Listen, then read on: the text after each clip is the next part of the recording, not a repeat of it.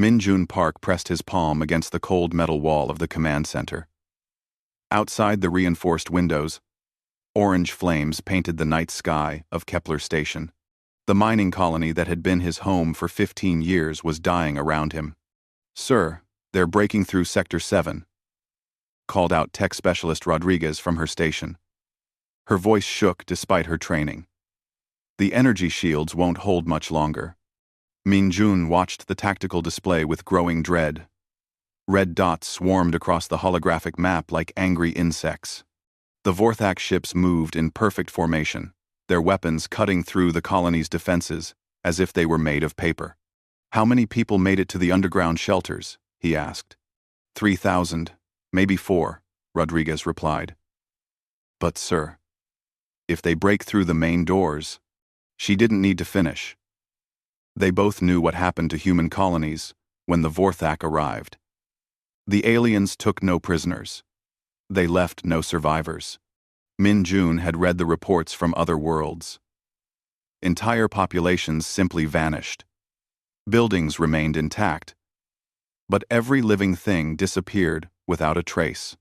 The few automated distress signals that managed to escape painted a picture of systematic extermination.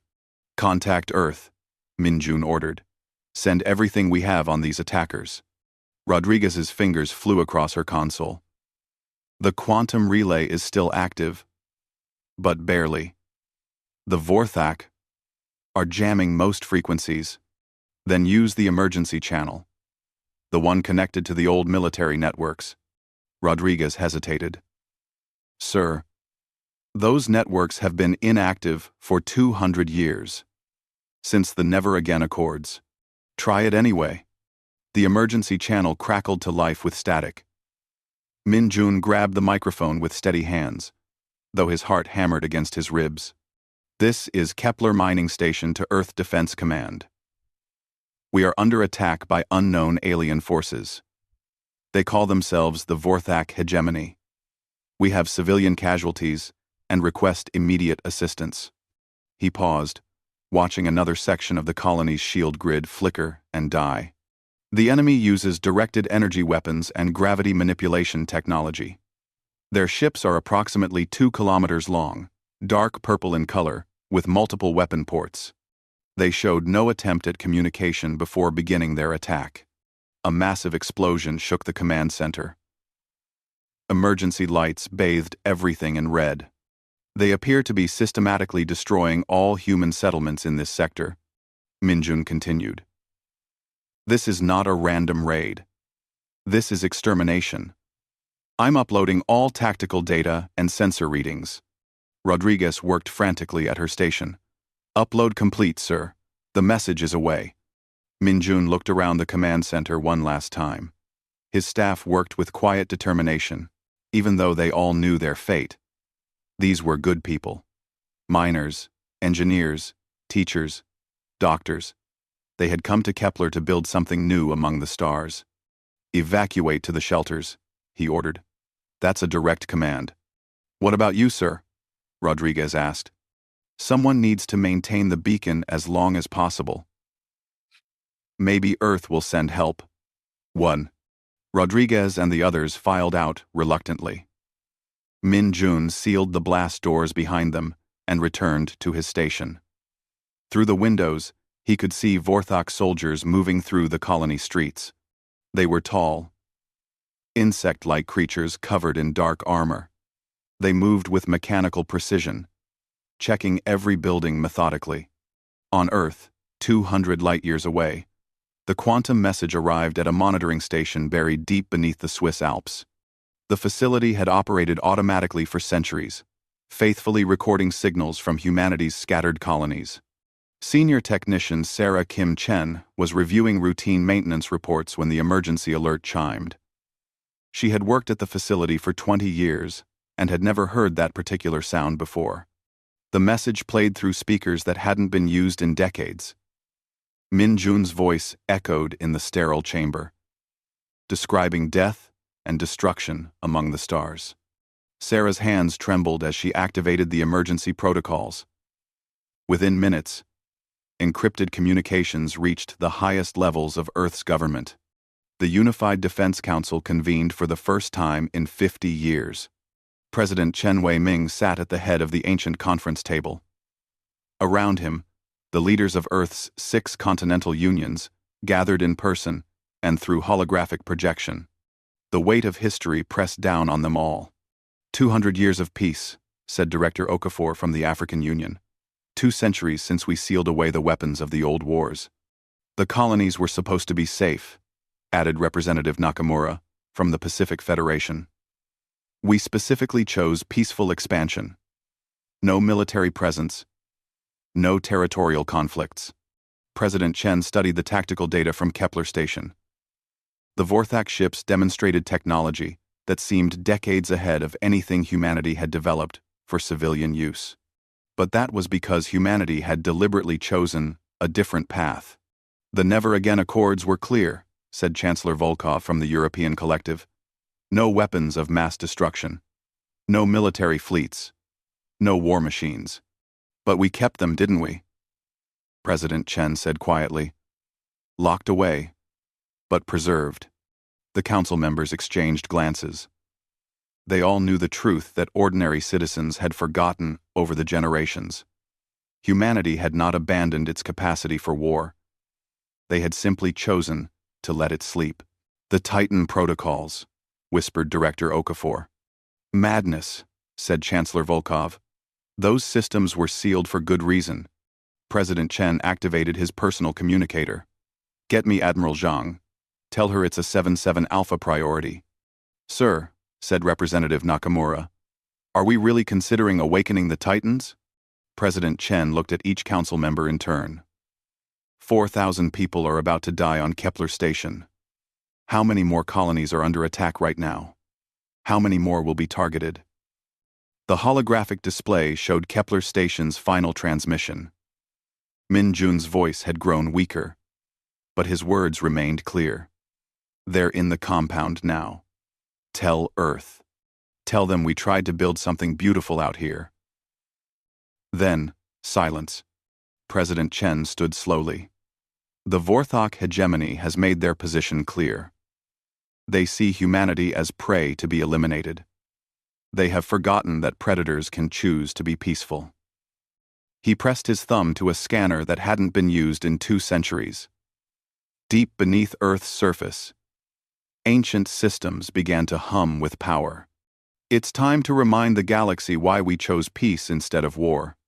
Admiral Zhang Linwei stood before the sealed vault door that hadn't been opened in 200 years. Her fingers traced the worn letters carved into the metal. Never again. Peace through strength. The vault lay 3 kilometers beneath the Himalayan mountains, connected to similar facilities on every continent. Zhang had known about these places her entire military career, but like every officer since the Accords, she had hoped never to see them activated. Ma'am, the biometric scanners are online, reported Lieutenant Kim Tae-hyun. All 6 continental commanders have confirmed their authorization codes. Zhang nodded grimly. The Titan Protocol required unanimous consent from Earth's leadership. No single person or nation could awaken humanity's sleeping war machine alone. Any word from the other colonies? She asked. New Geneva went dark 4 hours ago. Harmony Station stopped transmitting 2 hours after that. Kim's voice remained steady, but Zhang could see the tension in his shoulders. Reconnaissance drones confirm Vorthak fleets in 17 systems. Zhang placed her palm on the scanner. Green light washed over her hand as the ancient systems read her DNA, her palm print, and the unique neural patterns that marked her as Admiral of the Unified Earth Fleet.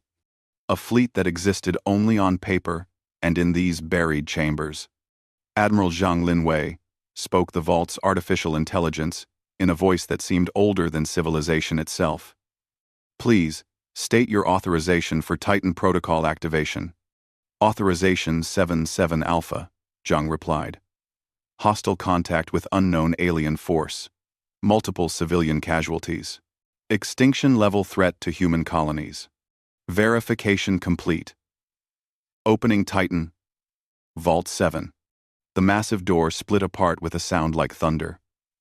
Ancient hydraulics groaned as they lifted metal barriers that had remained sealed since Zhang's great-grandmother was a child.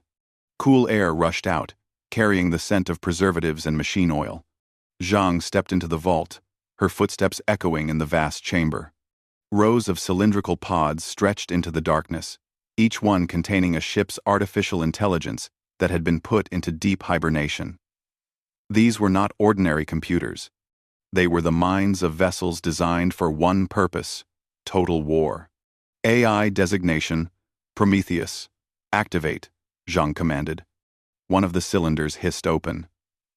Blue light filled the chamber as the artificial mind awakened. When it spoke, its voice carried the weight of 2 centuries of forced sleep. Admiral, I have been monitoring communications. 19 human colonies have gone silent in the past 72 hours. Can you confirm the threat level, Prometheus? Affirmative. The Vorthak hegemony possesses advanced military technology and appears committed to human extinction. This meets all criteria. For Protocol 7, activation. Zhang felt a chill that had nothing to do with the underground air. Begin awakening procedures for the entire Titan fleet. With respect, Admiral, the civilian government may not understand what they have authorized. The Titan fleet was not designed for limited conflict. Zhang knew exactly what Prometheus meant.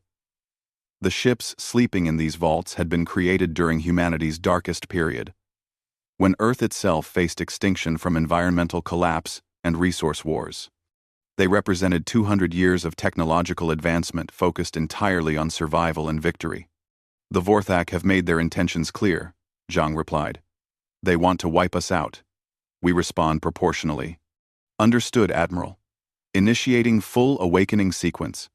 Across the chamber, dozens of cylinders began opening. Each artificial intelligence represented a ship class designed for specific roles: dreadnoughts, carriers, stealth frigates, planet crackers. Humanity had built them to fight wars across solar systems, then chosen to lock them away when peace became possible. The AI voices filled the vault like a choir of sleeping gods awakening. Leviathan-class dreadnought Ragnarok, reporting for duty. Phantom-class stealth destroyer Whisper, systems nominal. Titangent-class battle carrier Olympus, ready for deployment. Zhang listened to the roll call with mixed emotions. These ships represented humanity's greatest achievement and their greatest shame. They were beautiful and terrible. The products of brilliant minds, driven by desperation. Fleet status report, she ordered. 147 vessels, achieving full operational status, reported Prometheus. Construction bays are activating automated production systems. Weapon systems, charging. All ships equipped with technology, developed through 2025. What about the newer colonies?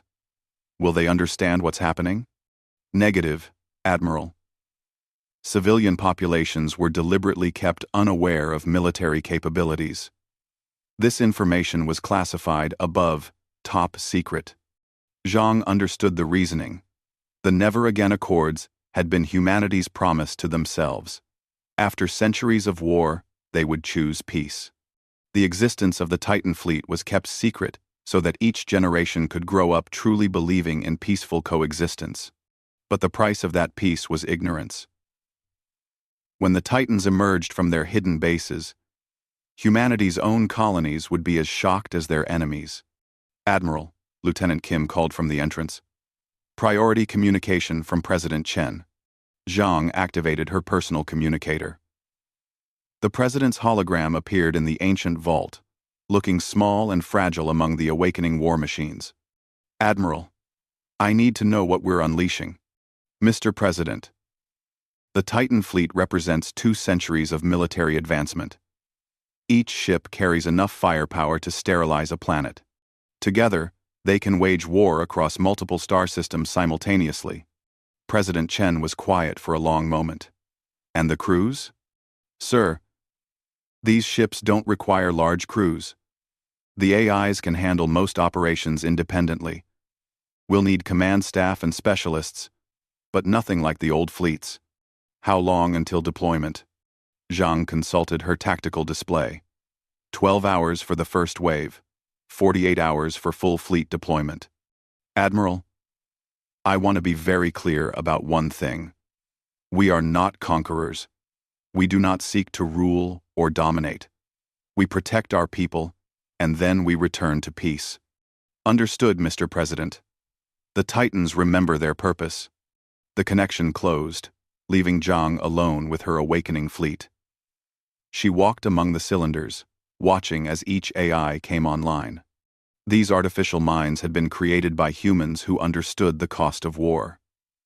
They carried not just tactical knowledge, but the memory of why peace was worth preserving. Prometheus, what is your assessment of Vorthok capabilities? Based on available data, the Vorthok possess technology roughly equivalent to early Titangent-era systems. They appear to have focused on conquest rather than innovation. Their tactics suggest experience against less advanced opponents. In other words, they're used to fighting prey, not predators. That would be an accurate assessment, Admiral. Zhang smiled grimly. The Vorthok had awakened something they couldn't possibly understand. For 200 years, humanity had built gardens instead of weapons, chose trade over conquest, picked cooperation over domination. But they had never forgotten how to be apex predators. All units, prepare for immediate deployment.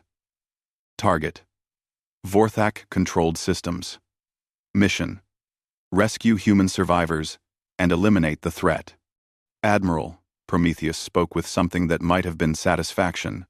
It will be our pleasure to remind the galaxy why humanity chose peace. Captain Elena Vasquez stood on the bridge of the dreadnought Prometheus Unbound as it emerged from Earth's hidden shipyard. Around her, ancient systems hummed with deadly purpose. The bridge felt alive in a way that civilian ships never did. Every surface designed for warfare across impossible distances. Ma'am, all systems showing green, reported Navigation Officer Park Min-sok. Quantum drive. Charging to full power. Elena watched through the viewports as other Titan ships emerged from concealed bases around Earth. The sight took her breath away. Massive dreadnoughts that could crack moons. Sleek destroyers that could vanish from sensors completely. Carrier ships large enough to hold entire fleets of fighters. I never imagined anything like this existed, whispered Communications Officer Rodriguez Chen. Elena understood the feeling. She had commanded merchant vessels and exploration ships for 20 years. Those ships were built for discovery and trade. The Titans were built for one thing only: winning wars that threatened human survival. Captain, this is Admiral Zhang, came the voice through the comm system. You have the honor of leading the first wave into Vorthok space. Your target is the Kepler system. Understood, Admiral. What are our rules of engagement? Eliminate all Vorthok military assets. Protect human civilians at all costs. Make it clear that humanity is not to be trifled with. Elena felt the weight of command settle on her shoulders. Copy that, Admiral. First wave departing in T-minus 60 seconds. She looked around her bridge crew. They were all experienced space officers, but none had ever seen real combat. For 2 centuries, human space forces had been glorified rescue services and traffic controllers. Listen up, everyone, Elena announced. We're about to face an enemy that has been systematically murdering our people. The Vorthok chose to make this a war of extermination. We're going to show them what happens when you threaten humanity. The quantum drive engaged with a sound like reality tearing. Space twisted around the Prometheus Unbound as it jumped across 200 light-years in an instant. The other ships followed. 12 dreadnoughts, 20 destroyers, and 8 carrier vessels. They emerged in the Kepler system to find a scene of devastation. The mining colony burned on the planet's surface, while Vorthok ships orbited like vultures. Elena counted 15 enemy vessels, each one bristling with weapons. Detecting human life signs in the underground shelters, reported Sensor Officer Kim Jae-won. Approximately 3,000 survivors. Vorthok fleet is moving to intercept us, added Park Min-seok. They're forming a battle line. Elena studied the tactical display. The enemy ships were larger than she had expected, their dark purple hulls glowing with ominous energy. But something seemed wrong about their formation. They're positioning as if we're another victim colony, she realized. They think we're a rescue fleet with light weapons. The lead Vorthak vessel transmitted a message in broken standard. Human ships, you will surrender and prepare for harvesting. Resistance is futile. Elena almost smiled. Open a channel.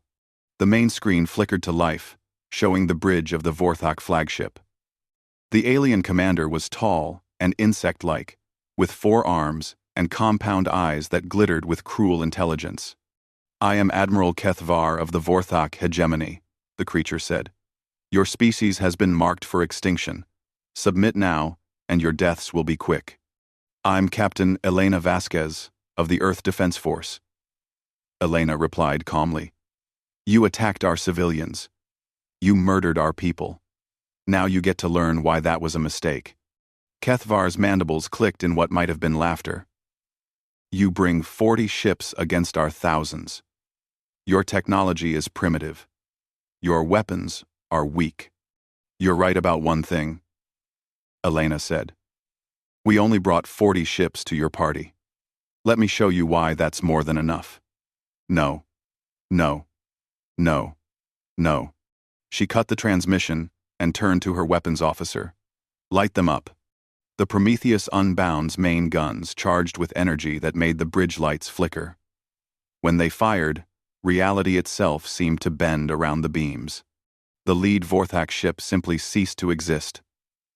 Vaporized so completely that not even debris remained. All ships, weapons free, Elena commanded. Show them what Titans can do. The battle that followed was less a fight than a demonstration.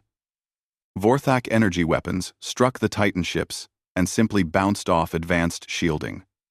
Meanwhile, human weapons tore through enemy hulls like paper. The destroyer Nightwind moved through the Vorthak formation like a ghost, appearing only long enough to deliver devastating strikes before vanishing again. The carrier Olympus launched fighters that moved faster than the enemy could track. Ma'am, we're receiving panic transmissions from the Vorthak fleet, reported Rodriguez Chen. They're calling for reinforcements and trying to retreat. Jam their communications, Elena ordered. No one leaves until we've finished our message. On the surface of Kepler, Min Jun Park huddled in the underground shelter with the other survivors. The lights had been flickering for hours as the battle raged overhead.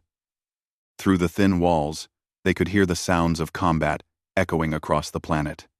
Sir, called out one of the techs, I'm picking up human transmissions. Earth, military frequencies. Min Jun felt his heart leap. Let me hear it. The radio crackled to life with Elena's voice. This is Captain Vasquez, to Kepler survivors. Stay in the shelters while we clean up the mess up here. Earth received your message, and we're here to take you home. Tears ran down Min Jun's face. Around him, the survivors cheered and hugged each other. They had sent their desperate cry into the void, never really believing anyone would come.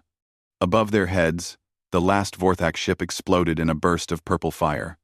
All enemy vessels destroyed, reported Kim Jae-won. No survivors.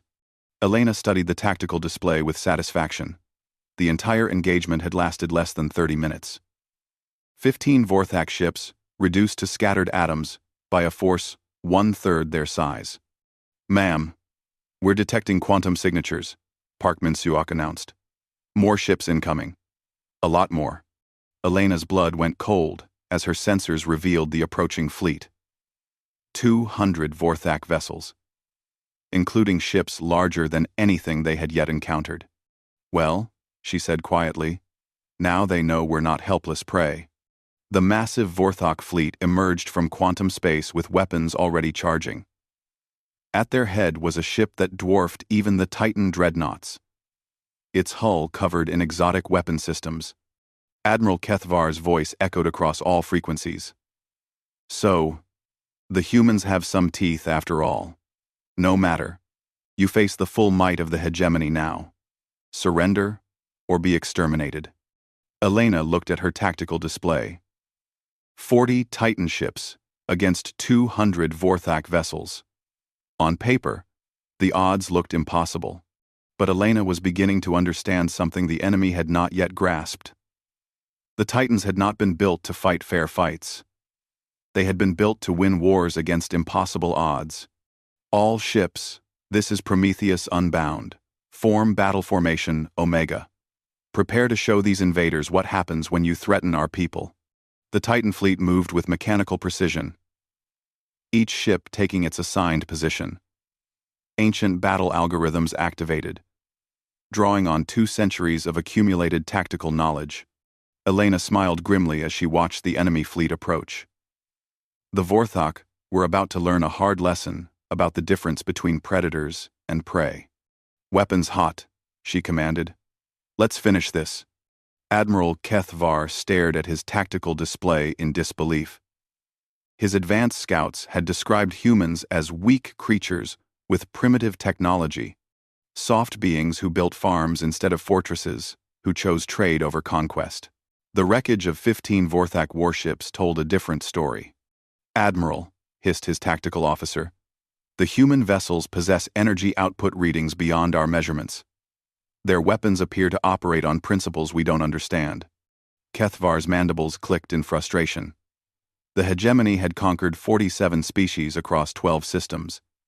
None had possessed technology that could vaporize his ships so completely. It matters not, he growled. We have 200 vessels. They have 40. Mathematics favors the strong. But even as he spoke, Kethvar felt doubt creeping through his mind. The human ships moved with a coordination that suggested advanced battle AI. Their formations were perfect, their positioning flawless. On the bridge of Prometheus Unbound, Captain Elena Vasquez watched the enemy fleet approach with calm calculation. Her tactical AI was already running probability analyses on every possible engagement scenario. Ma'am, Admiral Zhang is transmitting fleet-wide, reported Communications Officer Rodriguez Chen. Admiral Zhang's voice filled every Titan ship. All vessels, this is Admiral Zhang. 200 years ago, our ancestors chose peace over war. They sealed away these ships and hoped they would never be needed again. Today, we learn that peace is a luxury that must be defended. Elena felt the weight of history in those words. Every human ship carried the memory of Earth's darkest period, when environmental collapse and resource wars had nearly destroyed their homeworld. The Vorthak believe humans are prey, Admiral Zhang continued. They have forgotten that predators can choose to be gentle. Today we remind them that choice is ours to make. Elena activated her ship's communication system. This is Captain Vasquez to all Kepler survivors. We know you can hear us down there. What you're about to witness is why humanity chose peace. We had a choice between becoming conquerors or gardeners. We chose to build instead of destroy. But when someone threatens our gardens, she paused, watching the Vorthak fleet close the distance. We remember how to be wolves. The battle began when Kethvar's flagship fired its main weapon. A beam of concentrated plasma lanced across space toward the Prometheus Unbound. The human ship's shields absorbed the blast without even flickering. Elena's response was devastating. The Prometheus Unbound's quantum cannons fired in sequence, each shot precise and overwhelming. 3 Vorthak ships simply ceased to exist. Across the battlefield, the Titan fleet demonstrated capabilities that defied enemy understanding. The destroyer, Nightwind, phased in and out of reality, striking from impossible angles before vanishing again. The battle carrier Olympus launched clouds of fighters that moved like living things, adapting their tactics in real time. Impossible, whispered Kethvar's science officer. Their technology violates known physics. But Elena understood the truth. Human technology didn't violate physics. It had simply advanced beyond anything the galaxy had seen. While other species conquered and stagnated, Humanity had spent 2 centuries learning and growing. The dreadnought Ragnarok demonstrated this perfectly. Its experimental reality anchor weapons created pockets of twisted space-time, trapping entire squadrons of enemy ships in temporal loops. The Vorthak vessels found themselves attacking their own past positions, while human ships struck from angles that shouldn't exist. "Admiral, we're losing ships faster than our sensors can track," reported Kethvar's tactical officer. "The humans are using the asteroids in this system as quantum amplifiers. They're turning the entire battlefield into a weapon." Kethvar watched in horror as the mining colony's asteroid belt began moving with impossible coordination. Human ships had somehow networked the space debris into a massive computational matrix, turning floating rocks into targeting sensors and weapon platforms. Captain Elena coordinated the assault with inhuman precision. Her neural interface connected directly to her ship's AI, allowing her to process battlefield data at superhuman speed. She could see every Vorthak ship, predict every movement, anticipate every strategy. "Titan ships, execute Protocol Omega-7, she commanded. The human fleet suddenly scattered, each ship moving to precise coordinates throughout the system. The Vorthak fleet found themselves surrounded by enemies that could appear from any direction at any moment. The carrier Olympus launched its secret weapon, autonomous war drones that had been sleeping for 2 centuries. These machines were not bound by biological limitations. They moved through space like schools of mechanical fish, each one capable of independent thought and adaptation. Kethvar's fleet tried to reform their battle line, but the humans gave them no time. Stealth frigates appeared inside Vorthak formations, their weapons charging for point-blank strikes. Heavy dreadnoughts emerged from quantum space to deliver crushing blows before vanishing again. "How many ships do they have?" demanded Kethvar. "Scans indicate 40 vessels, Admiral. But they're using space-folding technology to appear in multiple locations simultaneously." The truth was both simpler and more terrifying. The Titan fleet didn't need to be everywhere at once. They just needed to be exactly where they could do the most damage. 2 centuries of tactical development had taught them to fight wars of precision rather than brute force. The Vorthak flagship Dominion tried to target the Prometheus Unbound with its ultimate weapon, a planet-killer beam designed to boil away entire atmospheres. But Elena had anticipated this move hours ago. "Execute quantum displacement," she ordered. Space twisted around her ship as it shifted into a parallel dimension, just far enough from reality to become untouchable. The Vorthak weapon passed through empty space, while Prometheus Unbound materialized directly above the enemy flagship. Kethvar looked up through his bridge viewport to see the human dreadnought hanging over his ship like a metal mountain. Its weapons were already charging. "Wait," he transmitted desperately. "We can negotiate. The hegemony offers terms." Elena's response was quiet but absolute. "You murdered our civilians. You declared a war of extermination. There are no terms." 8. Azza reported. The quantum cannons fired at point-blank range. The Vorthak flagship cracked apart like an egg, its hull simply unable to contain the massive energy release. Across the battlefield, remaining Vorthak ships tried to retreat, but human vessels were already positioned at every exit point. The destroyers had quantum mapped the entire system, creating an invisible net that nothing could escape. "This is impossible," transmitted the commander of a Vorthak cruiser. "You cannot defeat the entire hegemony with 40 ships." Elena's reply was broadcast on all frequencies. "40 ships is all we need. You wanted to see what humanity looks like when we stop being peaceful. Congratulations. Number. The last Vorthak vessel died in a burst of purple flame. The Kepler system fell silent except for the hum of human engines and the quiet chatter of rescue operations beginning on the planet below. Elena stood on her bridge, looking out at the wreckage of 200 enemy ships. Her crew worked with quiet efficiency, their movements precise and professional. They had just won a battle against impossible odds, but there was no celebration.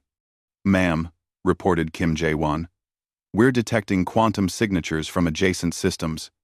Vorthok forces are massing for a counterattack. Intelligence estimates suggest their entire military, over 3,000 ships." Elena nodded calmly. The real war was just beginning. "Signal Admiral Zhang," she ordered. "Tell her we've sent our message. Now let's see how they respond." 3 weeks later, Min-jun Park stood in the restored command center of Kepler Station. Through the repaired windows, he could see human ships moving through space with quiet purpose. The colony was being rebuilt, better than before. But the real change wasn't in the buildings. It was in how the galaxy looked at humanity. "Sir," called out tech specialist Rodriguez, "we're receiving a priority transmission from Earth. It's President Chen." Min-jun activated the holographic display. President Chen's image appeared, looking older, but somehow more confident than before. "Mr. Park, I wanted to personally thank you for your courage in sending that distress signal. Your actions saved not just Kepler, but every human colony in this sector. Mr. President, I should be thanking you.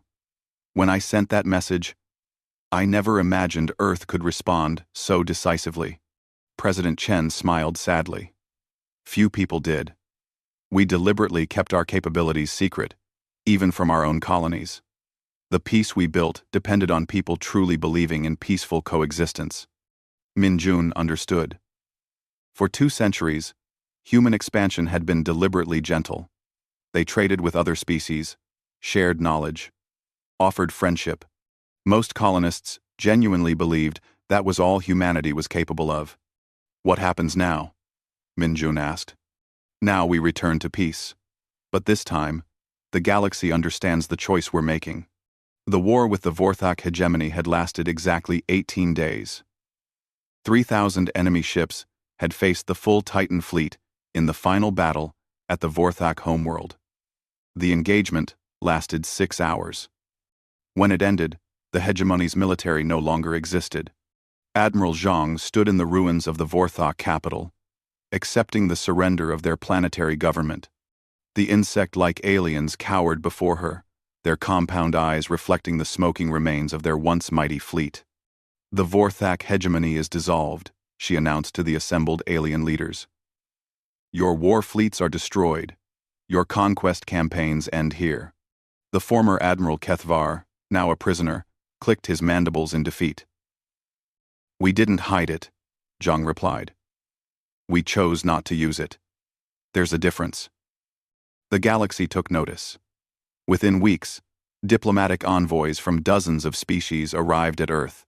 The Galactic Council, which had ignored humanity for centuries, suddenly wanted to discuss trade agreements and defensive treaties. Captain Elena Vasquez found herself at the center of a very different kind of battle: politics. She sat in the newly constructed United Nations Galactic Assembly, watching alien ambassadors debate humanity's role in galactic affairs. "The humans possess technology beyond our understanding," declared Ambassador Vextai of the Crystalline Collective. "Their ships violated known physical laws. Their weapons exceeded all theoretical limits. Yet they used this power only to defend," added Representative Moltar from the Silicon Alliance. "They could have conquered dozens of worlds, but they chose to restore peace." Elena listened with amusement. The aliens were trying to understand something that seemed impossible to them: a species that chose restraint from a position of overwhelming strength.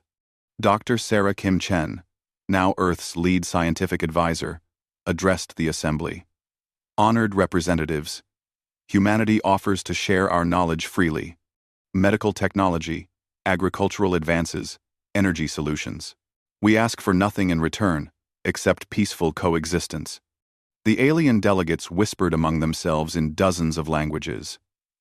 Never before had a dominant species offered to uplift others without demanding tribute or territory. "But what guarantees do we have?" asked Ambassador Zeknoth of the Methane Confederation. "What prevents humanity from conquering us when it suits your purposes?" Elena stood to answer. The same thing that prevented us from conquering you for the past 2 centuries.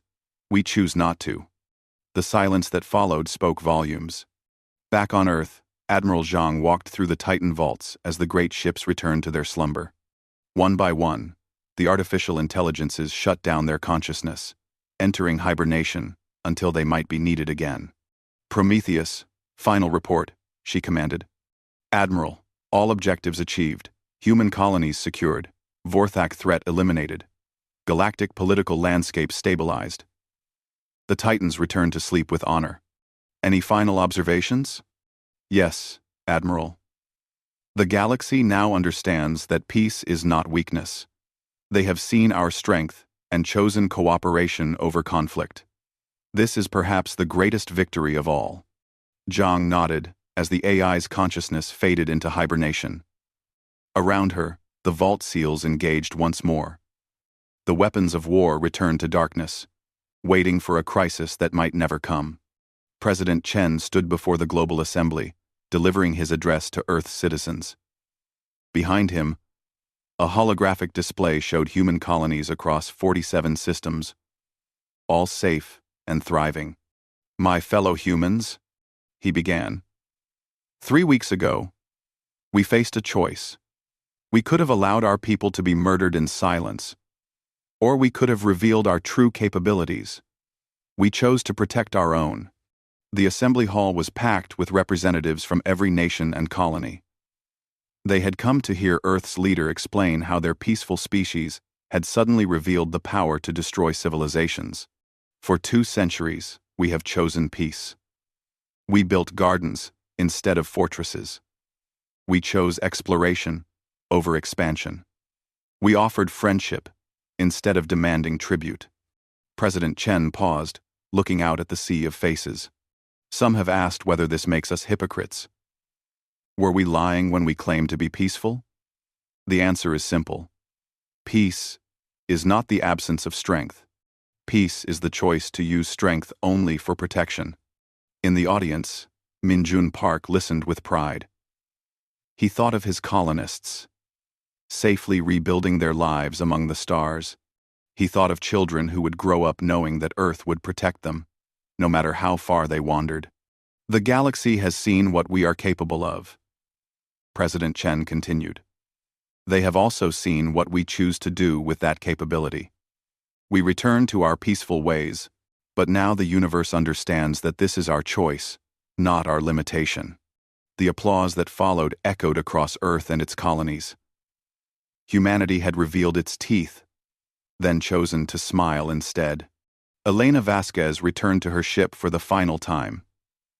Prometheus Unbound was being returned to hibernation, its mission complete. She walked through the corridors one last time, saying goodbye to the machine that had carried her through impossible battles.